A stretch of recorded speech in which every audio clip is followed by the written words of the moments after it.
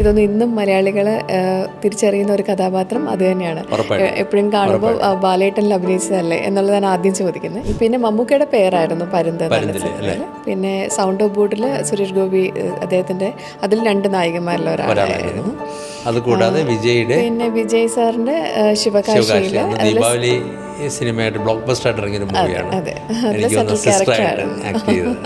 തീർച്ചയായിട്ടും നമ്മൾ ആദ്യം ഇപ്പോൾ ഒരു കൊച്ചുകുട്ടിയായിരുന്ന ആദ്യമായിട്ട് നമ്മൾ അഭിനയിക്കുന്ന ഒരു സിനിമ എന്ന് പറയുമ്പോൾ അതിനൊരു വാല്യൂ ഉണ്ടല്ലോ. അപ്പോൾ അങ്ങനെ നോക്കുമ്പോൾ ആദ്യമായി ചെയ്ത സിനിമ ബാലേട്ടനിൽ എനിക്ക് ഒരുപാട് ഓർമ്മകളുണ്ട്. കാരണം ഞാൻ ആദ്യമായി ഒരു കൊച്ചുകുട്ടിയായിട്ട് ചെന്ന് തുടങ്ങുന്നത് തന്നെ സൂപ്പർ സ്റ്റാർസിൻ്റെ കൂടിയാണ്. അപ്പം അതായത് അതിനകത്ത് ലാലേട്ടൻ മെയിനായിട്ടും, പിന്നെ അതിനകത്ത് innocent uncle, Nedumudi Venu uncle, Sudheesh ഏട്ടൻ, ഭവാനി ആൻറ്റി, ദേവയാനി ചേച്ചി, ജഗതി അങ്കിൾ, ഇങ്ങനെ ഒരുപാട് പ്രഗത്ഭരായിട്ടുള്ള ആൾക്കാരുടെ കൂടെയാണ് ഈ പുതുമുഖം ചെന്ന് നിൽക്കുന്നത്.